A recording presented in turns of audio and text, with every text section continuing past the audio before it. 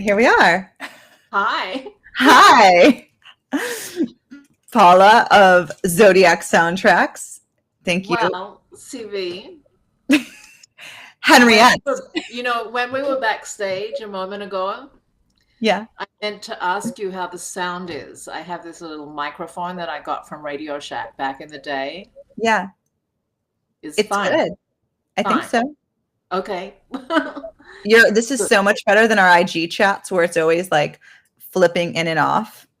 Yeah, it really is. So congratulations on your new stream setup there, your new streaming software. Yeah. And so tell me about your new live stream vision. What can we expect here? Is this on a channel? Is it going live on Facebook? I don't even know. Like, where are we? I'm happy to be here. This is fun. So there's a little eye in the corner that you can see, perhaps. I see. Yeah. So we have zero fans watching us. Yeah, 0 right now. That might improve, hopefully. Okay. But at any rate, this is going to YouTube. Oh. This is going to 2 Facebook accounts and a Twitch account that I created that never use. Twitch. Yes. Why not? Well, the message is the medium, so they say. Yeah, and this message coming from me and the 2 of us combined feels very complicated. Absolutely. So therefore the multiple streams. But yeah, this is a weekly just sort of chat series, and it lives on YouTube. So you can go back and watch this as many times as you want. Good. On repeat. It's there when we need to like revisit our hangout. That is so good. Yeah. I'm so fascinated. I want to just I'm so fascinated and distracted, but I want to know what's going on behind you. Who are those people on those cushions? I think these are Rush. Oh, fuck. I think this is what's his face. Is this Bill Murray? God, someone's going to watch this and I'm going to be embarrassed. I think they're not my cushions. So I think that's Bill. Oh, I see. Okay. Sorry to put you on the spot about the pillows. I don't know that one. Okay. That's Stranger Things. That's Clockwork Orange. Clockwork Orange, I recognize. Yeah. That one's unmistakable because it says Clockwork Orange. This is the Stranger Things pillow. I don't know what Stranger Things is. It was a television show I watched. People are really into it. I have heard of it actually. Yeah. I should investigate it next time I find myself on a TV set. What did you say? Ooh, do we have people? We have 3 Yeah, people. And I can't see where they're coming from. Yeah.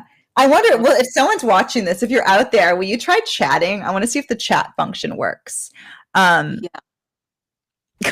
This is experiential, existential astrology after all.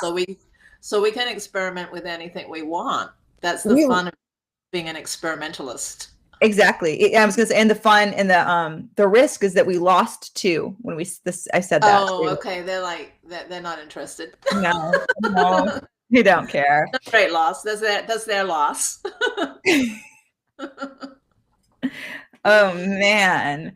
So speaking of, it's Mercury's day, which is why we decided to do this.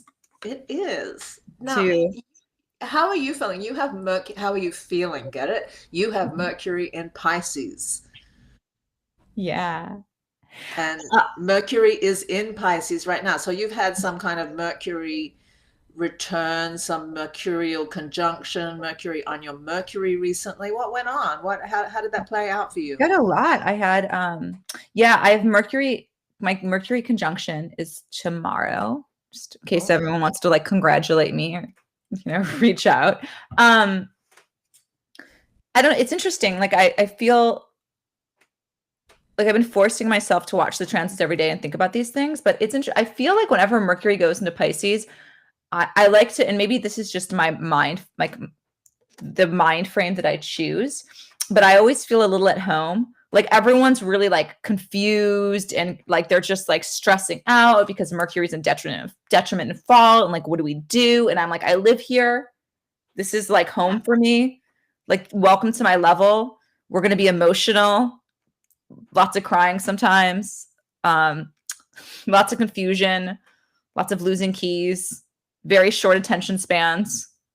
I got a story for you when we get backstage about that. But anyway, Crying, not losing keys, or short attention span. But it was funny because I did have an episode surrounding one of those things that you just mentioned, and I had seen you post about it earlier in the week about Mercury and Pisces. So for me, you know, I'm just almost pure Mercury right here. Yeah. You know, I have 4 planets in Gemini and 3 plus my midheaven in Virgo. So Mercury and Pisces, you know, I've definitely noticed some things going on. Yeah. Little emotional something, and surrounding one of the things you just mentioned. But, you know, I'm okay. Not too many crossed wires. And, you know, as we discussed a little via text message, I have been thinking about communication, as I so frequently do. And, you know, how do we communicate? You know, we met on the internet. Yes. Soon to be in real life, but, you know, just in the past year. And so I feel since that time, we've had a fairly open channel of communication via text message and Instagram, and now this and some other, you know, this is not the first time we've been in this situation together. But I am grateful that I have you to talk to about, like, hey, Mercury's in Pisces. How's that working out for you? Yeah. I don't have so many people in my life that I just have that language with to share. Yeah.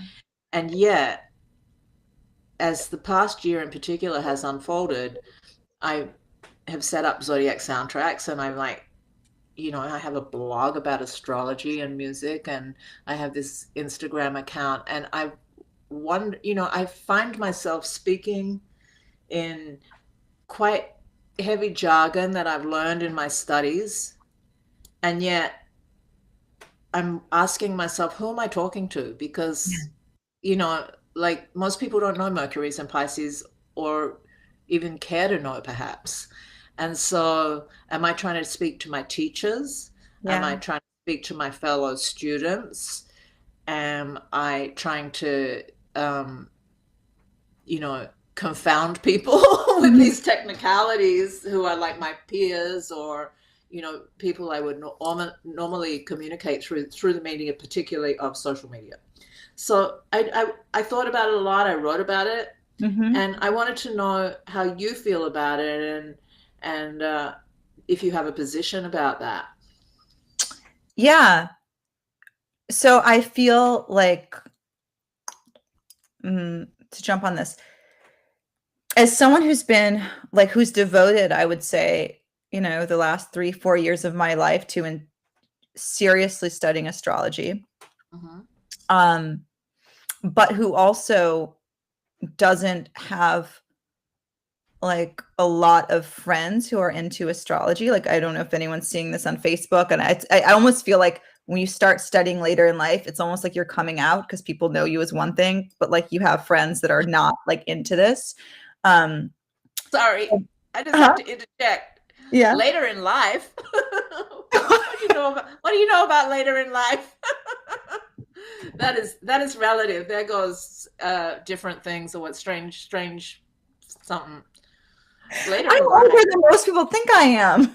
Okay, well, you know, same, but I'm sure most people are older than you. Okay, but like, not much. You know, like I was 33, 34 when I started studying, right? And so it's like, that's young.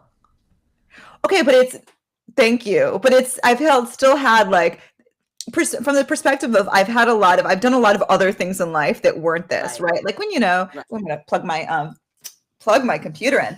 Like when you're like in your early 20s, you just make a bunch of astrology friends, and you can kind of get in that niche, and then those are your people. Oh, I get it. You know, like I was like, when I was in my early 20s, I got a bunch of musician friends. Exactly. You And know, we speak the same language. and I think like as I'm screaming off screen as I'm hurrying to put my computer in. So right when you start studying something, it's like a lot of people who don't know you for that thing. Right. I'm like, there's so many. I'm in a recording studio right now. It's actually kind of fun. My friend. Oh, you are? How nice. So my good. I think it's at the same place you FaceTimed me from once upon a time. Yeah, this is the basement. So my friend Cosmo, ooh, is actually from Los Angeles. He has a recording studio there, Bedrock, but he has a house in Detroit with like a mini recording studio. So I'm just like, we work together sometimes upstairs, and then I'll hop down here to do this. Nice. Anyway, speaking of musician friends, nice. Yeah, so there's a lot of people in my life that who I talk to every day, and I want to get their stories, and that's sort of like how I keep up with astrology, right? Like through my friends who are not astrologers. And so I always think like when I'm studying astrology, I'm always like, oh, like I want to be able to talk to these people. I want to be able to share it with them. But then of course you're learning something, and you really do need to have the community where you are able to sort of speak the same language with people. Sure. But sometimes it's hard because like there's so many great astrologers out there that I follow, and I'm like not trying to like compete with them at all. So I'm just like a level of that. I really want to say that I feel that you successfully have found a way to let's just talk about Instagram. Sure. And experiential astrology. And I think the fact that you have Art of the Zodiac and you just draw in, I've spoken with you a little bit about this before, but I love the way that you just take an astrological concept, find a visual symbol that matches it, and put them together. And that's kind of what I'm trying to do with music as well. And so that, it's just like we have this language that we're learning as students of astrology, and these concepts that we're, learning as students of astrology. And by taking something outside of astrology, which is another symbolic language such as visual art or music, we can perhaps convey it or not, because music is my first language. And so I actually write instrumental music. Yeah. And so, but it all means something to me.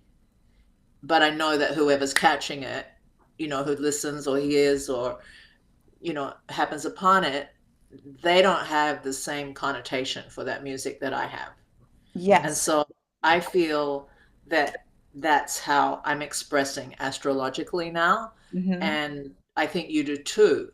And so it's just a funny thing, it's like, because sometimes, every day, both of us will bring in these technicalities that really probably don't mean anything to most people receiving that information, right? But if they receive it over and over again, and there's a picture or there's a song, or then on some level, it is, the meaning behind it is being communicated.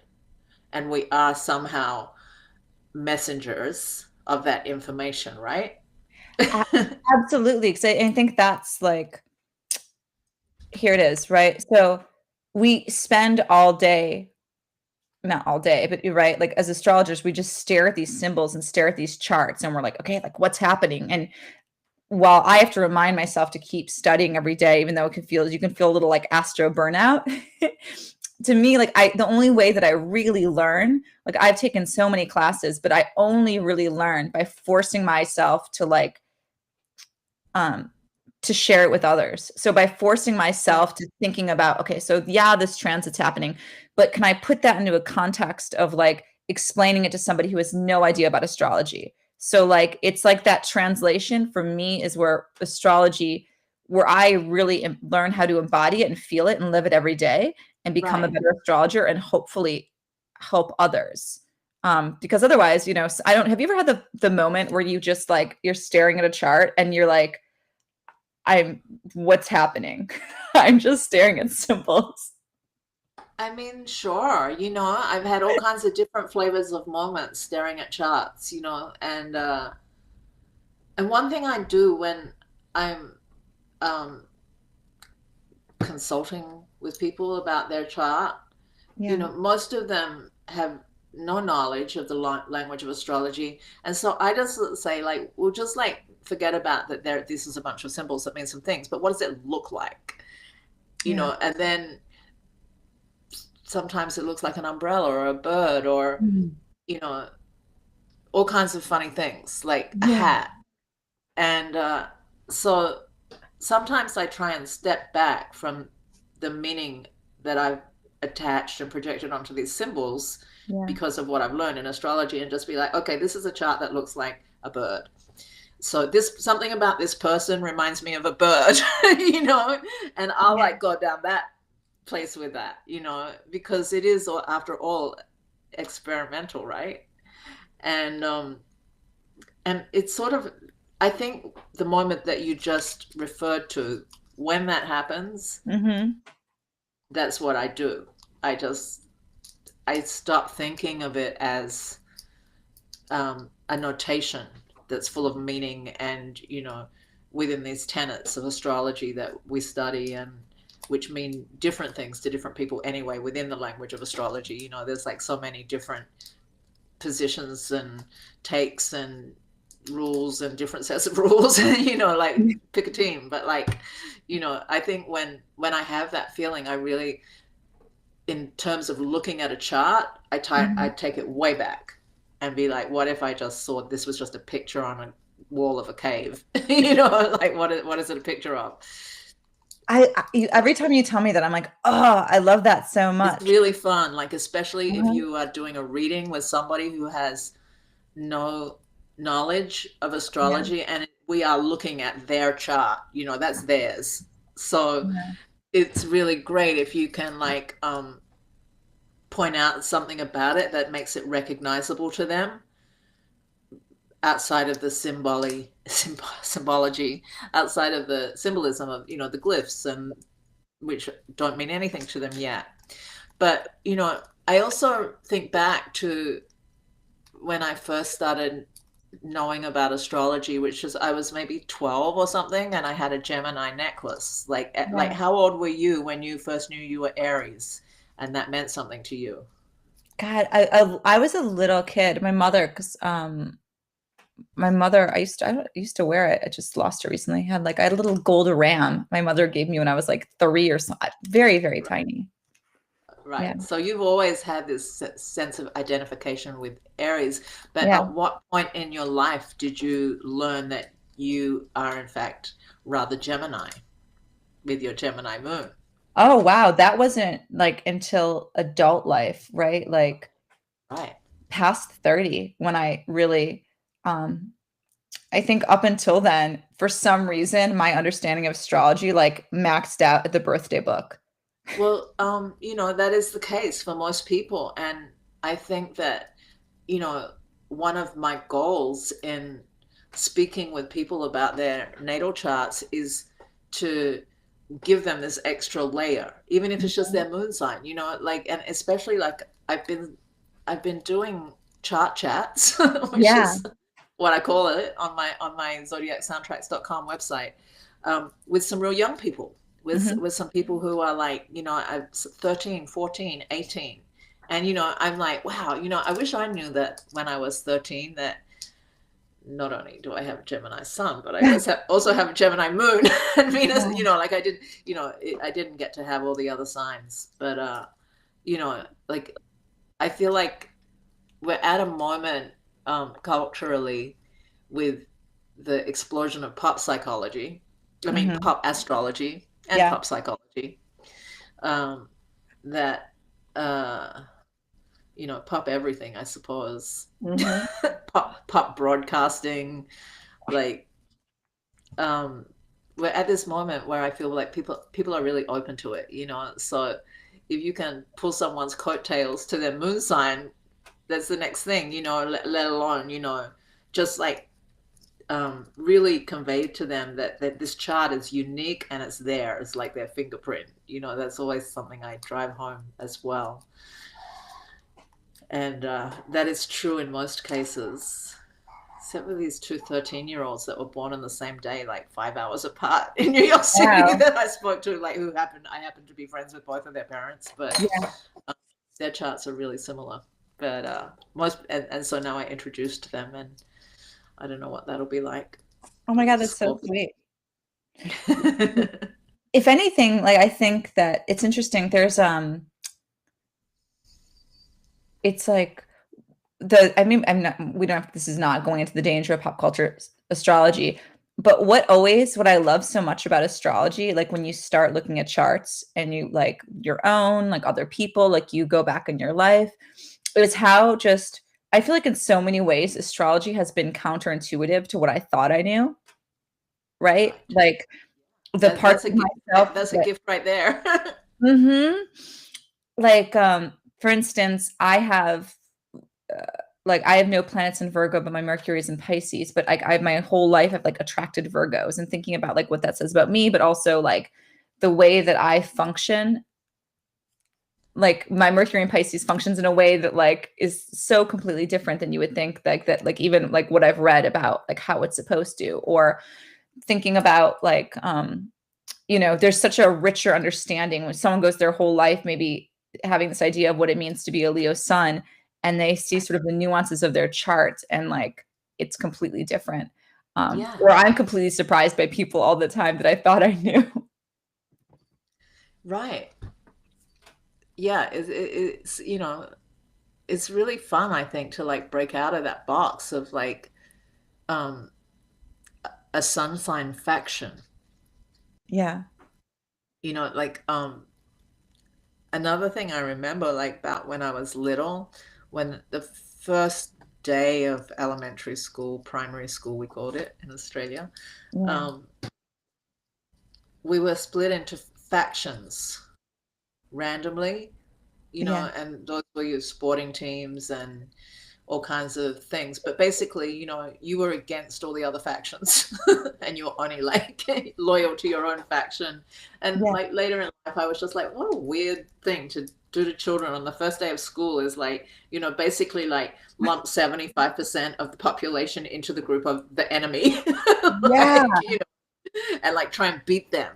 I really think that's so gross. And and I think a superficial understanding of astrology, which is all most people will probably have, even if pop astrology like really permeates culture, like it's not for everybody. So it's like it doesn't, especially it's not for everybody if they don't dig in a little further, but it's kind of like everybody's like, I'm on this team, and all the other teams like that's not my team, like people feel that way about it.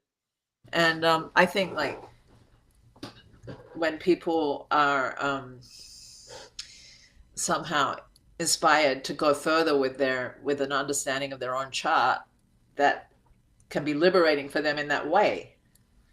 Like they can be on lots of teams. Yes.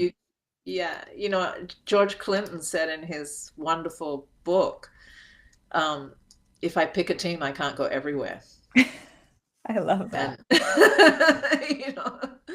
And that's my main takeaway from that book. It's like an amazing, I can't even remember the name.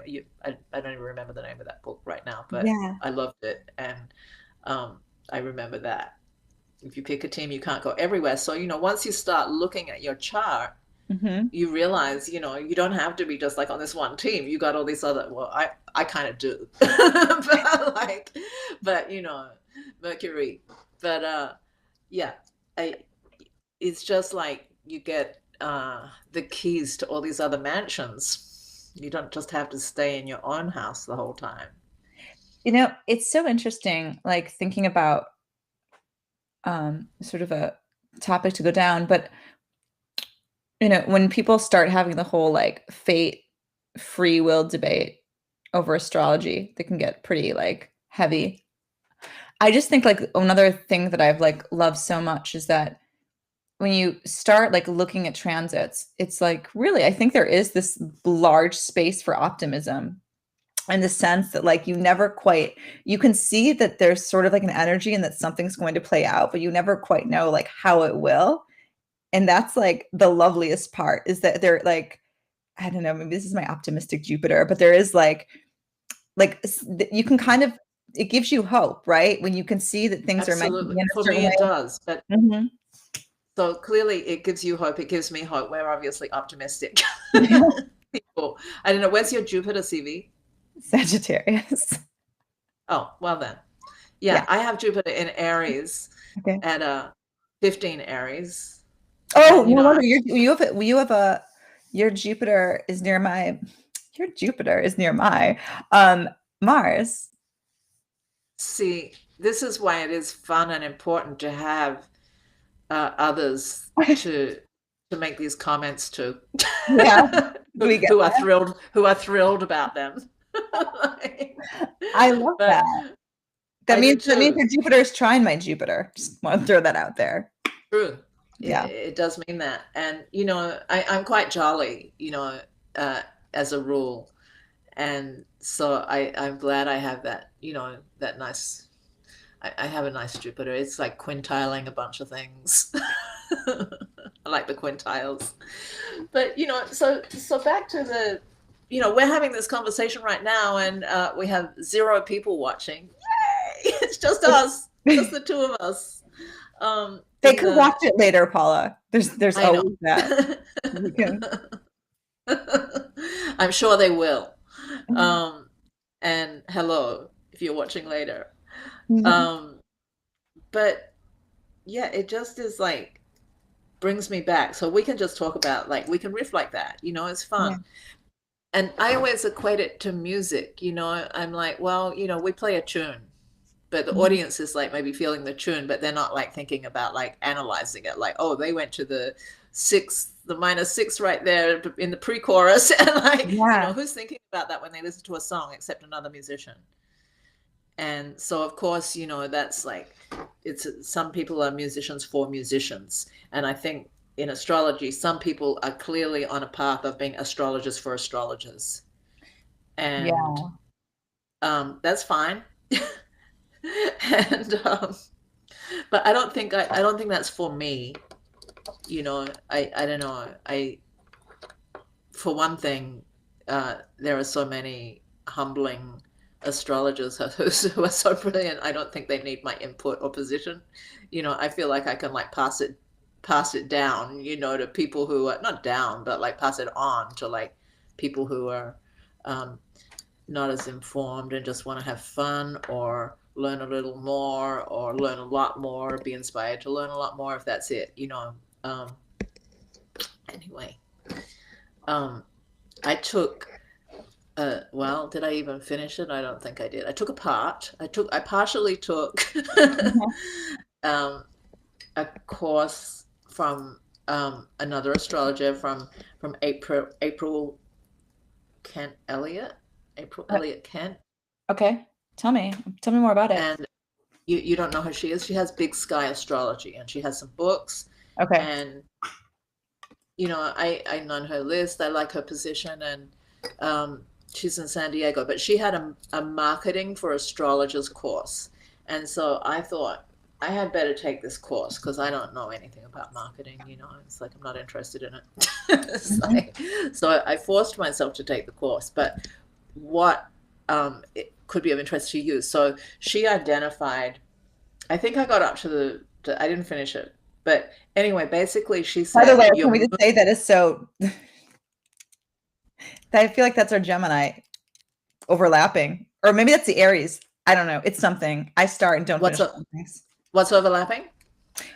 Well, maybe it's a Gemini energy of wanting, like, I want to take every single class, and I've realized that I'm not going to like be the one who's just a strict adherence to one. I have to, like, my way of understanding literally needs just to take in multiple sources of information. Yeah, I've done a lot of different kinds of classes with a lot of kind of different teachers, but I think, that wouldn't have happened without the pandemic.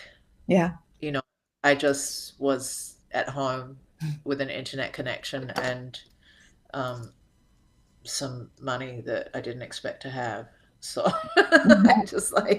I kept getting more and more astrology calls. But I kind of feel like that process is like at the pyramid, like it's a pyramid thing, like at the beginning of like, I'm trying out all these different ones.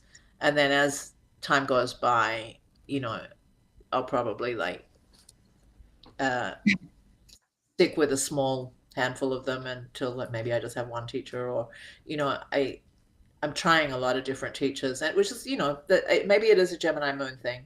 Yeah. It's also like it is a little bit related to if I pick a team, I can't go everywhere, Uh-huh. and Uh-huh. it is also you know um, if I'm to find my own voice, I need to hear a lot of voices. Mm-hmm. So this woman identified in her, she said the sun is your product. Your sun is that's your product. Okay. And then the moon is your market, your audience. So I have like sun conjunct moon. So it's like, oh, my Ooh. audience is myself. Great. Or not, that's like not most people. But it made sense to me. Like I was Yeah. just like, well, that's kind of a little bit been my life musically too. And in that discipline, I've thought a lot about who is the audience? Who is the audience for this band or that band or this solo project, or who is this for? And so that's what I'm really thinking about astrology now. And I'm like, who is this for? And since, I am, I have forced myself to write a blog and to post on social media because I don't really want to be a blogger. Yeah. It's like I can do it kind of easily, but it's just like I have to really force myself. And then I feel this like deep compulsion Mm-hmm. that I don't want to compromise myself in how I'm expressing in this thing. I'm like, maybe I should use a certain different kind of like language, back to language, Sure. not only like on the level of technical or not technical astrologically, but just language. Like, um, how did you put it? Getting older, I don't really speak like a millennial or write like a millennial, even though I can understand that language. Yeah. I have a lot of younger people in my life, so I'm not going to like take that tone. I'm still going to sound Yeah. like myself. So I feel like that's when my moon comes in, and your moon in Pisces. So No, let's say that my moon's a Gemini. Wait, I my beg your pardon. So okay. I'm your audience. Oh yeah. Yeah. I don't know. And this situation right here, that's a pretty good moon in Gemini scenario, I think. We're communicating. There's two of us. It's a little Mhm. seventh housey, but like, it's like one-on-one dialogues. But technically, like there's the possibility for many people to be watching this. So Okay. Well, that oh, right, you're right. bringing And the like also participating in the chat. Mm-hmm. Mm-hmm. Right. Um, well, we've been on Clubhouse together. That was quite a party. Yeah, that was a party. Um, We had a little party of a few people there. hmm I don't know how I feel about um this is nice because I feel like we're having a conversation where I'm feeling like enriched with you, but I feel like sometimes anyway, don't want to get in a tangent about Clubhouse, but it can feel a little much. You Lots don't of have people. to go on a tangent about it because I feel you Yeah. and I agree. Yeah.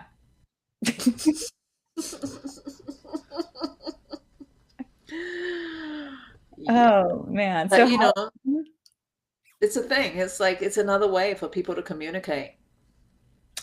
yeah. Yeah. I'm like there's benefits. There's benefits. I'm So thinking if go on. if you were to think of like using that model from April Elliott Kent or Kent Mhm. Elliott, I apologize Yeah. for not um and your audience is your moon and your moon is in Gemini. What does that mean to you? How do you feel that um could play out for you? That's a good question. Well, generally, I find I'm much more comfortable interviewing people than just talking, right? Like this live stream's new. Like um I don't know how people just get in front of a camera and talk about something. I always feel like, do I I feel like I know a lot of things, but I never feel like I know enough just to like talk at people. Um and so like right, yeah, I like interviewing. This is nice. It's two of us, or it's nice. When we do our IG chats, usually Feel there's like you're interviewing me, or we're just chatting? I didn't know I was being interviewed. no, but like maybe not just interviews, but like where it's like two people, right? Because a really good interview, I Right. think, could be a Yeah. conversation. But So that's like like a Gemini thing, I think. exactly. And also to like 11th house. Like I like it when there's other people. Like usually on Instagram, which the You have quality is so 11th house. low, there's people popping in and you're kind of like curating the conversation, and that's really nice. That's Right. I feel like a really prime example of a nice 11th house. Yeah, just bringing more people into the conversation. That's a great way of doing your 11th house. Yeah. And Gemini is just eclectic too, right? So I think of me personally, like you, I'm like, ooh, like I want to talk about like art, but maybe music. And I like, right, like I just like I want to know all of these different, like I'm so fascinated about how astrology plugs into all these different mediums. Me too. Me too. Experiential. Hmm. Experiential astrology. It's But hard. you know, Yeah. it's like, sorry. Um, I think you are, you reveal how knowledgeable you are through the way that you use that. Like, I think so too. I mean, I should hope so. I was gonna say I think you do too. Um, Kind of to bring this more into like, you know, dive this into sort of the experiential of the current astrology. How has this month been for you? And like, I don't know, what have you been listening to? That's what I always want to ask you. what have I been listening to? I'm thrilled to tell you what I've been listening to. So many things. And did you say eclectic? So yesterday I Yeah. listened to Mono Neon's new album, which is Okay. called Superman. And I love him, and his album is amazing, and like it's kind of different from what I expected, because Mono Neon is this like amazing bass player. Yeah. Do you know his work? No.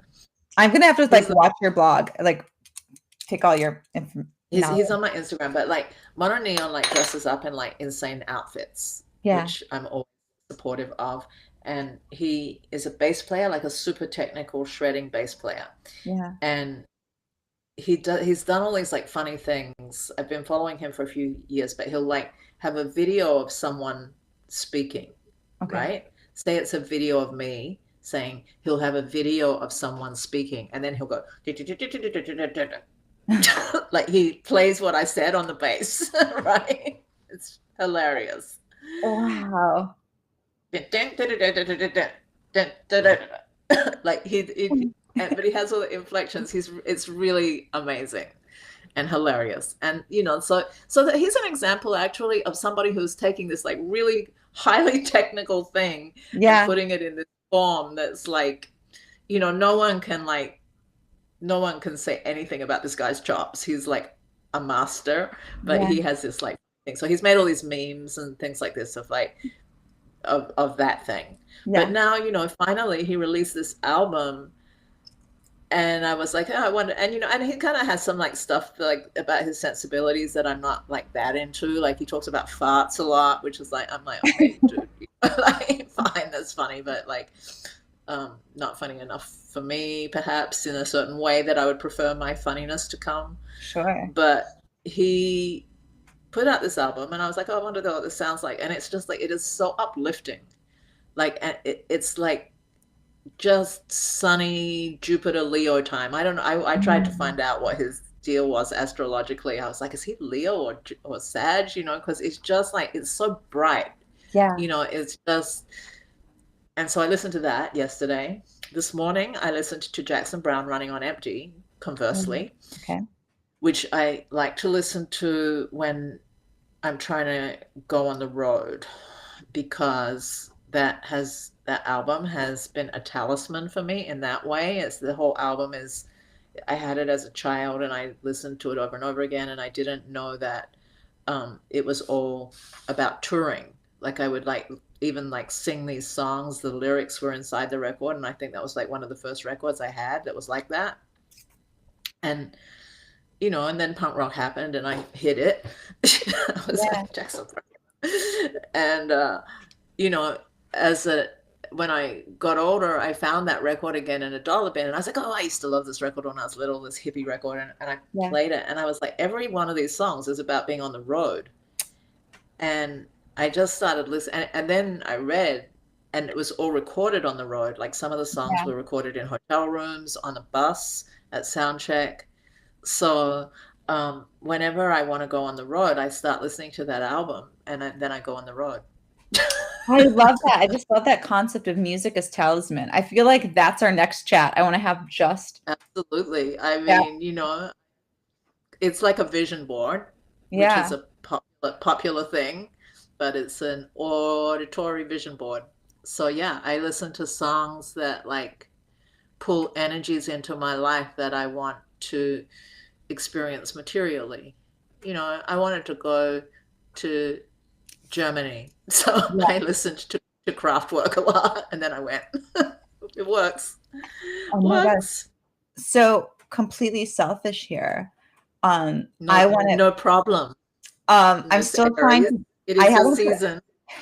I haven't put the energy out there, but I really want to spend June in New York. What should be my talisman? What should my talisman album be? I like New York in June. How about you? Do you know that song? That's no. a song. That's an actual song. I like New York in June. How about you? I like a Gershwin tune. How about you? You better listen to that as soon as we're done here. I'm going to. Listen, but not just once. You have to listen to it a lot of times. Yeah. So just to like implant it, so it's slowly like pushing out to do the things it wants to do. Oh, maybe you'll be here for my birthday. When is your birthday? I should know this, but I haven't memorized. Very last minute. The last minute of Gemini is on June 21st. I just sneaked in. Okay, well, that's my goal. My goal is to be there for your birthday, because same. My goal is for me to be here for my birthday, and unless Jackson Brown like makes me somewhere else. Whoops, that was my diary. Unless Jackson Brown takes me elsewhere for my birthday. But yeah, I like New York in June. How about you? I like a Gershwin tune. How about you? I can't sing it, but if I did, it would be funny. But yeah, that's your song, and I have found that to be a very effective way. I mean, obviously, sometimes I need to remind myself, but I am looking forward to getting on the road again. I just can't wait to get on the road again. And that's another one that works. Where are you? Where do you want to go next? I know you were at a tour you were thinking about that's like maybe happening. Oh, I'll go wherever it takes me. But there's a specific European tour that I'm hoping to join.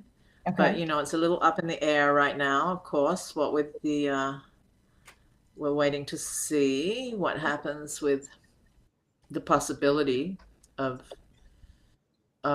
it actually happening. Okay. And it's kind of like I sort of, my life as a musician is a little bit like gambling.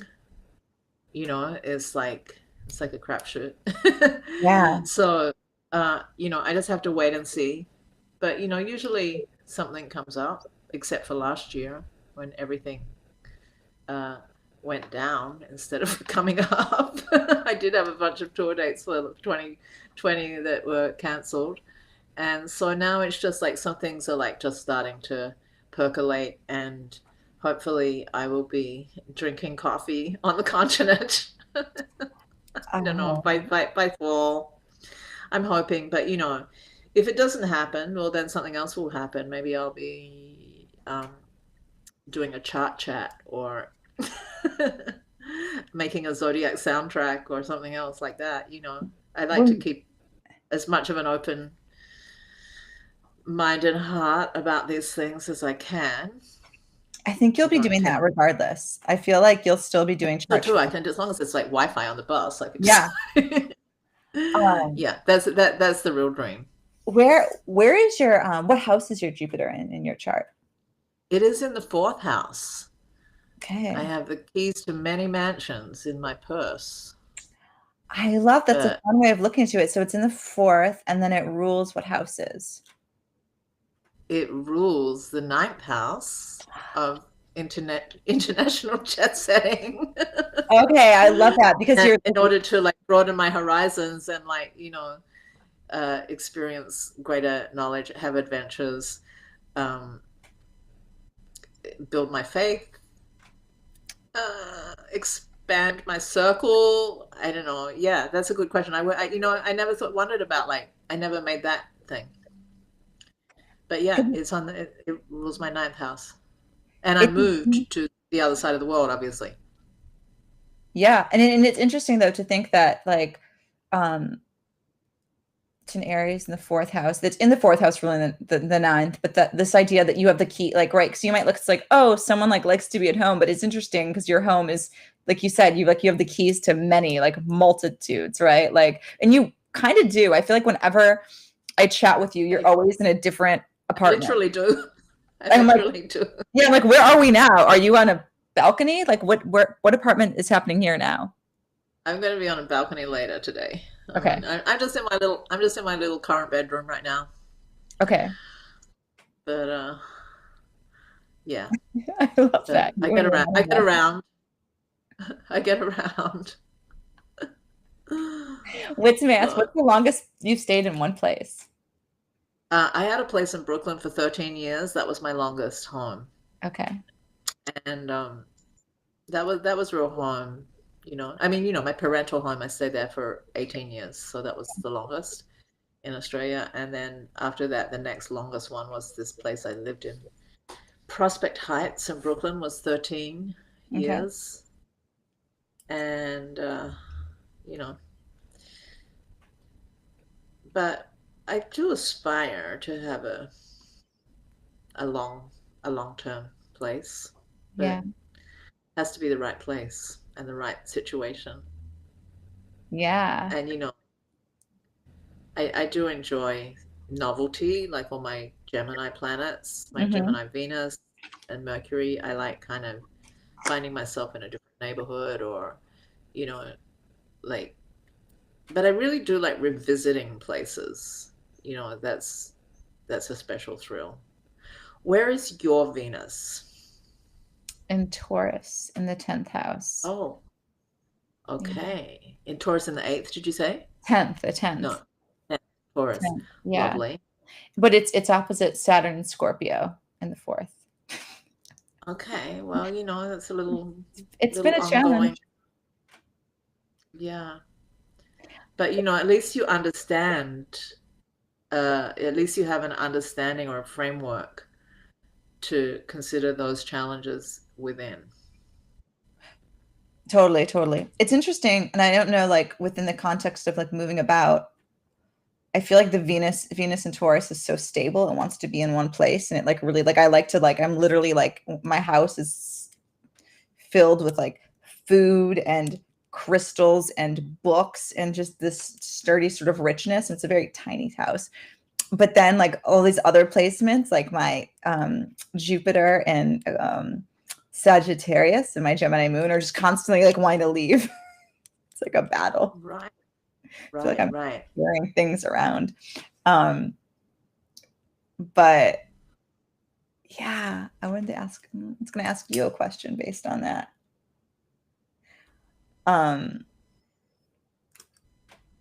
My, I mean, this is, again, I'm being tangential, but That's okay.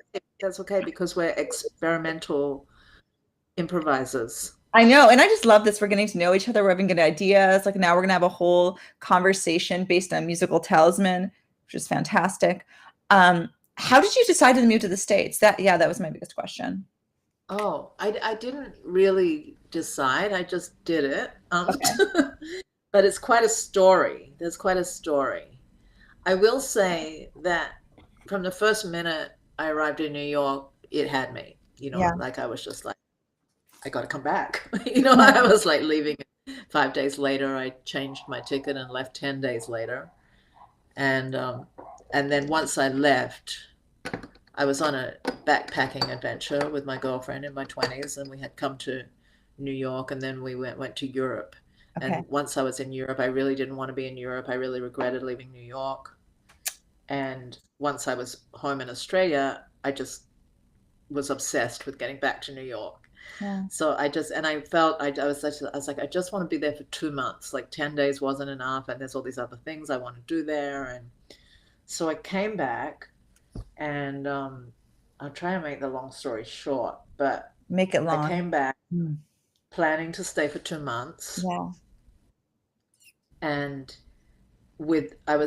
I came to stay with the friend that I'd met the previous time in the 10 days, who generously opened her home to me and my girlfriend, and who had come back with, she had the same experience when we first came here. She moved here as well. And, we don't see each other anymore, but we both had a pretty significant thing. So then it was like coming my Saturn return, it was like sort of in there. Yeah. And so I came for 2 months, and I kept staying. I kept not going back to Australia. And part of the reason for that was because I wanted my boyfriend, my Australian boyfriend, to come here and be here with me, here being in New York. Yeah. And he was really resisting. Okay. But I just wanted to experience it with him. And he is also a musician. And he's like, he wanted to come with his whole band and play some shows here. Okay. He didn't just want to come and hang out with me. That was like, slightly problematic for me. Well, enormously. And clearly that one didn't work out. So spoiler alert. I said, and clearly that one didn't work out. Spoiler alert. Well, it did, but not how I expected it to. That's another different story. But so anyway, finally, he kept not saying he wasn't coming. So I kept staying longer. And finally, after I'd been here for 4.5 months, he came with his whole band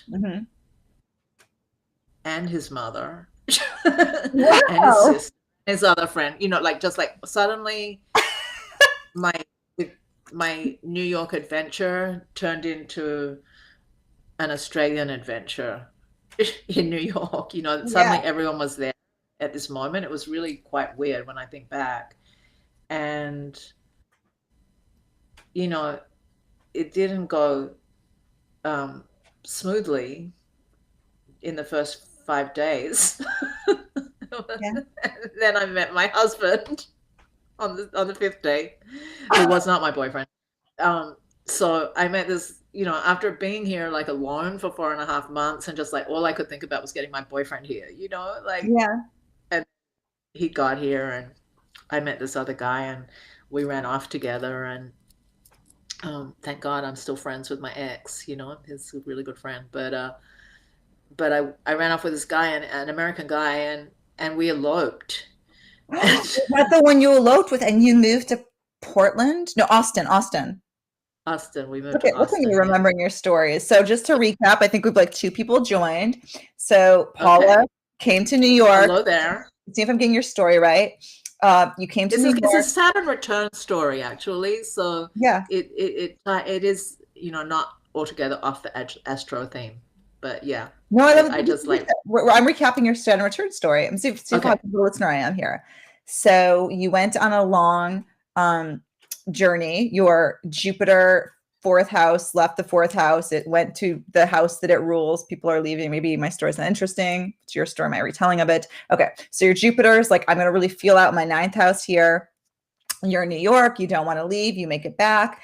You're supposed to be there for 2 months. Your boyfriend's like, just wait, honey. Like, just wait. Like, I'm going to come. I'm going to bring the band. And you're like, okay. So 4.5 months later, boyfriend comes. He brings the band. He brings his mother. There's just suddenly this. She just came at the same time. Like suddenly, like they were all there. They were all there. There were all these Australians. It's magnetic. So this entourage. This entourage of Australians lands in New York. You're there. Your boyfriend. You've been away from him for like 4.5 months, and suddenly, you meet an American man, the 5th day in, who's very captivating. And you absolutely captivating. He swept right off my feet. And you leave your boyfriend for this American man, and how many days did it take till you moved to Austin? How did that happen? It took a week for us to move out of our respective um, um, marital by proxy homes. And because we were both shacked up with our long-term partners, and then we met. That's it. And then like a week later, we went and moved in with the same friend who I'd stayed with in the first place. And then we got a sublet together on the Upper West Side. And we had this crazy summer, like just like it was in 1991. And it was around the time this movie Wild at Heart came out by David Lynch. And I think that we were like caught up in this like mythos of this, like, we're just going to do everything rash and like worry about the consequences later.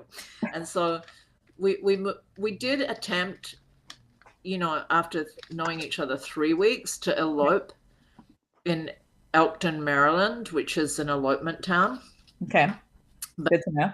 We got there on a Friday and discovered that we couldn't get married till the Monday because it was that you had to wait 48 hours or something, or something with the license. And we were broke, of course. And we stayed in this motel in Elkton, Maryland. And then we were like, well, let's just go back to the city and then come back on Monday. But we never went back.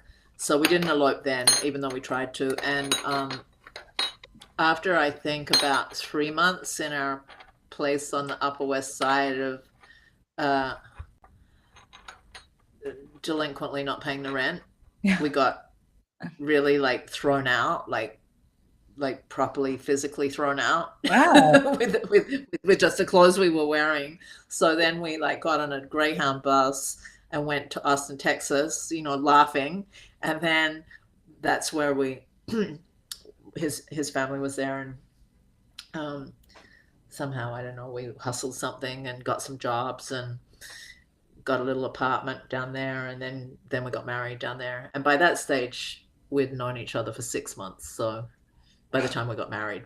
And where was Saturn? Where is Saturn in your natal chart? I have Saturn in Aquarius in the second house right now.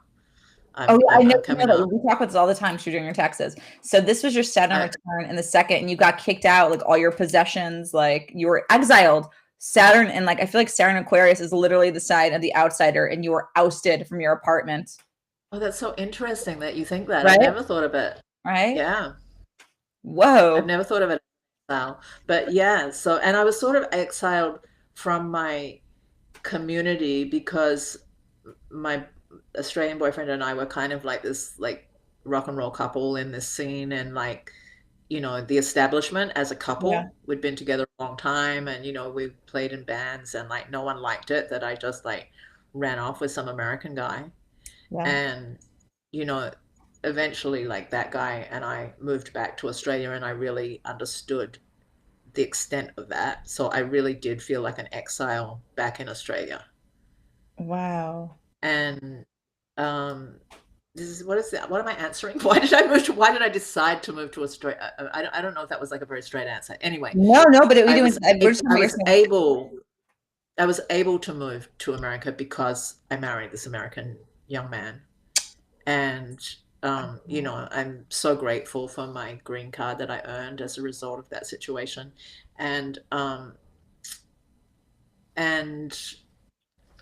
as to why I decided, I don't know if I really decided so much as like I was hung up on New York from the minute I set foot here. It wasn't like I decided. It was like it had me, and now it's like I've been here continuously for the last 26 years. So, and in addition to the previous time, which is when all that happened. So, which was like a year and change. So I don't know if I decided, or I think it decided. Sure. I'm fine. How there was no process of decision. Wow. So I love this. Your second house Saturn return, and you were ousted, but you were married to how long did that marriage last? 6 years. It was Okay. real. It was the Yeah. real deal. Isn't that funny? Like our generation, a marriage of 6 years is considered the real deal. Well, not, I mean, pardon me for saying our generation, but, you know, um, any generation that reached adulthood since the 70s, basically, can say Yeah. 6 months, 6 years is a decent, long, proper marriage. It wasn't a flash in the pan. Um, Before the 70s, people had to be married a lot longer than 6 years, whether they liked it or not. That was the Pluto in Libra oh really changed. yeah. I've never Mhm. dated anyone for 6 months, 6 years. 6 months I have. Right. I think it's, you know, to an extent, a thing of the past. I feel like a lot of my younger friends have never put up with someone that long because we are inevitably talking about putting up with someone that long. Like if you're in a long relationship, you're putting Yeah. up with it. Not to be cynical, but like there's like, but that's I think that's inevitable. I can So yeah, go it on. is. I didn't decide to move to America. I just moved here. I just I'm happened to move here. I'm so hung up in this chart. What's your seventh house? My seventh house is devoid of planets, and Cancer is on my descendant. So the moon. I don't know what to do about that, or And your like, moon is in but Gemini. I do have a little north node in there actually, a little quite significant north So you node. have the North Node in the seventh house. I do. What does that mean, CV? Okay, like um, could mean a lot of things, and I'm not an expert. But when I always think of like people who have the nodes, especially like just in general on the seventh house axis, I always think of like there's like some sort of conflict between like needing to like be in a relationship and sort of needing to assert yourself, and I mean I think that's a thing for all of us, but I feel like that tends to be like a more of a pronounced thing. Like it's interesting. I know some people who have the south node in the seventh house, just a reading I'm thinking of particularly, and like, you know, when he had I can't remember what planet was transiting it, but like he sort of lost a wife when that planet when the node was transit. And there's always this idea of like feeling like it's the like the sort of loss of a partner brought about this sort of big change in his life, but also this sort of like need to like right like kind of running towards his north node of wanting or like needing to spend a lot of time by yourself, whereas with the north node in the seventh there might be this sort of like just like maybe sort of default to want to be in partnership at maybe sometimes at the expense of yourself, right? Like so perhaps I don't know if you've ever experienced like really like feeling like, oh, I feel like I should, like I feel like sort of this obligation to sort of be in It's unison with this probably person. why I put up with my husband for 6 years, Yeah. but I think that not immediately after the end of that marriage and the aftermath of the end of that marriage did I um, feel that being by myself was great. Yeah. I didn't, right away, but I don't think you know, I'm not very interested in being in relationships now. Like Mm-hmm. not romantic marital relationships, like of Yeah. course I love having friends. I love having one-on-one situations with friends. I do um, actually mourn the loss of a musical partner who was really important in my life. Not the loss, she's still alive and Yeah. well, and we're friends, but Yeah. I don't play music with her anymore, and it's not going to happen. And I'm like, for 11 years, we made up so many songs together, and we just like, I don't have that. Like, I think like for my work, I wish I had a partner. But, like you said, like within that partnership, I needed to assert myself, and it was like it became more and more of an issue, perhaps. I don't know. I always think that access is like, I'm like, I think of it as like career versus family.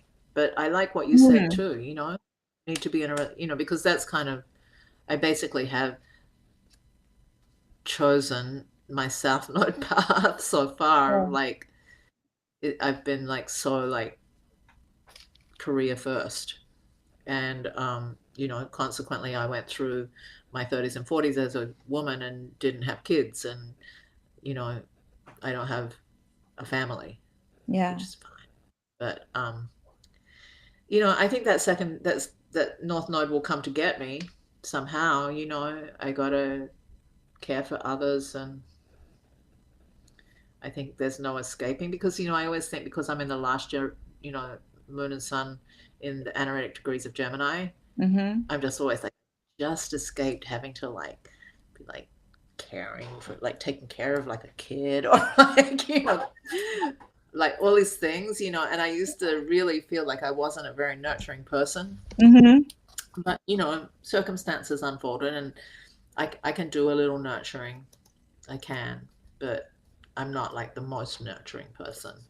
But I do wonder if nodally if I'm supposed to learn more about that.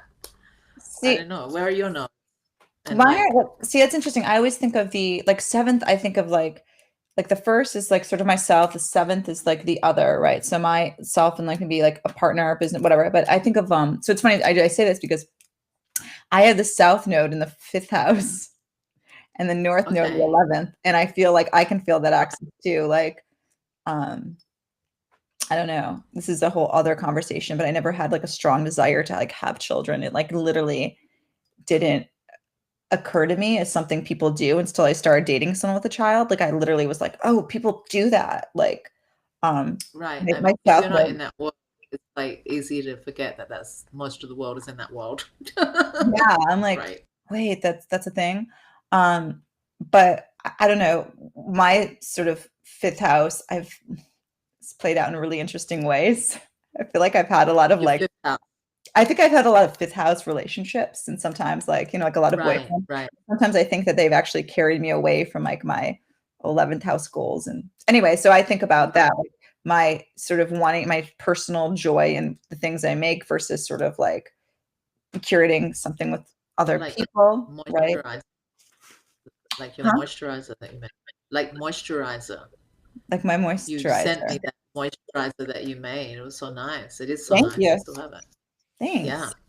I do that and I I forget, like love I forget to promote that at all. It's like my secret. Like, oh, by the way, I make apothecary and salad.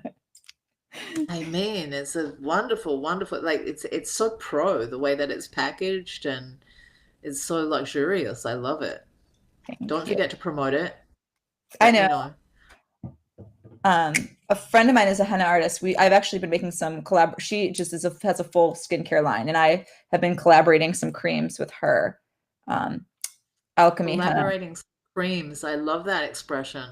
Yeah, so I like she gives the scent, I make the cream, and it's sold through her. So my creams are getting out in the world. Good, good, good. I'm happy to hear that. Um, that so the axis, the nodal axis that I think that I never really think about mine as like first seventh house. I think Capricorn Cancer. That's why I'm Oh, thinking that's why you're thinking, okay. career versus Oh, that makes taking care sense. of it. But you're Capricorn. Then you're I'm wait. Capricorn rising Rising. Okay, okay, okay, okay. Yeah, that's with interesting. Have you like my south over there. have you found that like do you have like have you had partners that tend to be like more like Cancerian in nature? No, well, no, well, my two major relationships, well, two of my major relationships, I probably had four altogether. Okay. Four, and then like some other satellite major relationship that maybe doesn't count, or maybe it really counts. I don't know. It counts, but like my husband and my current boyfriend, Yeah. um, the way that I relate to them is the way that I relate to my mom. Like they feel like my mom. Like they both like cook for me a lot. Yeah, yeah, yeah. They talk to me and they're all interested, and it was like, how was your day? Like, and they're just chatting. And like, I feel like, I'm definitely not someone who's dated my dad. I date my mom. Like that's that quality of like, of friends, like, but in the way that I'm friends with my mom. Oh my God, that's really funny because my boyfriend has Saturn in Cancer in the 10th house, and I feel the same way. Right. My boyfriend's Cancer, my boyfriend's Saturn is like, I think it's like, is partile in some, I've forgotten where it is, but it's like he has Saturn in, it's like 29 degrees of something. I've Yeah. forgotten now, but anyway, it's either sextile or trine my sun moon. And he's much older than me, so he is this Saturnian figure from whom I learnt a lot. But like Yeah. when we're together in at home, he's cooking my dinner and sewing my broken clothes and stuff like that. Like I just felt like I had a mom, for while that was still going on in the way that it started out. It's a little Oh my different God. now, but That's he so can't sew, sweet. he can't sew my clothes anymore, but he's too old. But Mhm. it's okay. So cute. I've actually like worked out some of my North Node things on him, so that's nice. But yeah, I think I like guys that are like gonna cook for me and like Yeah. be my mom. So yeah, Cancer on the I, seventh house, oh my God, I love that. not Well, necessarily in the sign of Cancer. um, That hasn't been a great fit for me. Cancer sons. No, Yeah. Yeah. not historically. Yeah. Too Interesting. emotional. Oh, 'cause yeah, yeah, yeah. Oh, that's so funny. Yeah, 'Cause I'm like go on. I can't speak. I'm like all air, like I just like don't want to get bogged down with that. I'm constructing your chart Oh, as we talk. So your sun, moon are sixth house then. yes, Okay, so they exactly. can't see it. They're like, I can't see this. Can't like so the someone else's sun's there. You're like, I can't see you. Like, Right. Yeah. mm, And mm, plus it's like annoying. Like, I don't know. Our friend Spencer said something um in one of our situations. I think it was in yeah, Astro Writers Workshop. And he yeah. was talking about aversion and Mercury. And I didn't know what he meant by that. Do you know what he meant by that? Is that something that you and he have learned from your mutual teacher? Yeah, well, aversion is when a planet can't like traditionally when a planet can't see another planet. So like So like if a quincunx or like yeah, a semi-sex or like in conjunct. exactly. Like they would just be like, you just can't see that. Like the planet. Okay. So like that way, so if Oh, your sun is in the sixth house and you had, planets in the seventh house, they said they would be an aversion. They couldn't see each other and they couldn't have a direct line of communication. Um, okay. yeah. So that's why I was like, oh, if somebody had a sun in your, which is interesting, but I guess their sun was still in your seventh house and your sun's in the sixth, like your sun couldn't see their sun. Something to think Right. Well, about. I would say that is very damn true. Like I caught that word, aversion, and I was Yeah. like, I suffer from a lot of aversion, and it's like in yoga, in the yugas and yoga, and aversion is one of the kleshas, which is basically one of the um, afflictions, which is basically like the seven sins. Yeah. And aversion was when I learned about that back in my yoga days. Yeah.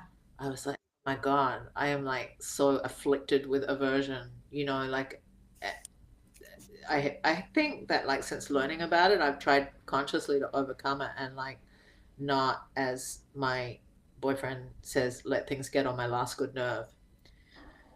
You know, because I would always just like be so easily annoyed. Yeah. And it's like that's not fun for anyone.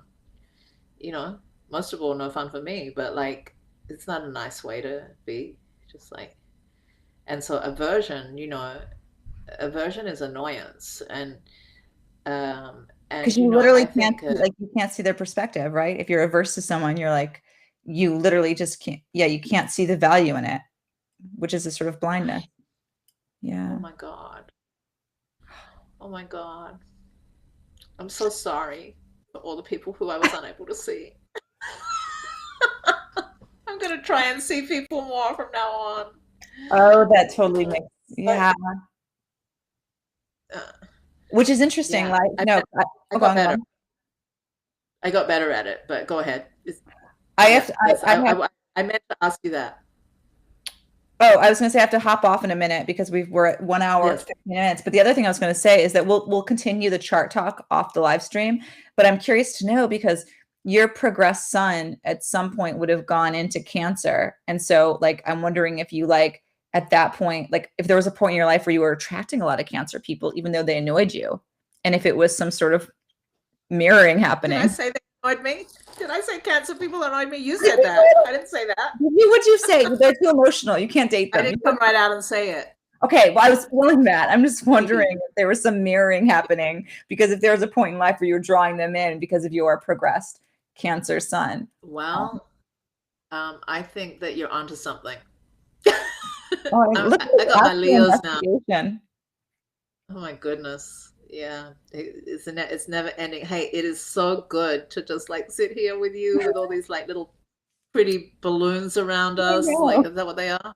Yeah, Little I pink think and purple. I And know. this, I love it. And so thank you for having me on Talk Talk today. This is a fun talk, just a casual talk. Thanks, Now, Paula. what song are you going to listen to now? Oh, I love June in New York. How about you? I love New York in June. How about you? I'm going to send it. I love a Gershwin June. How about you? I don't know the song. I'm going to send it to you. I'm going to listen to it too. Oh, God, I love it. I love it. Our musical talisman. Have a beautiful day, Paula. Likewise.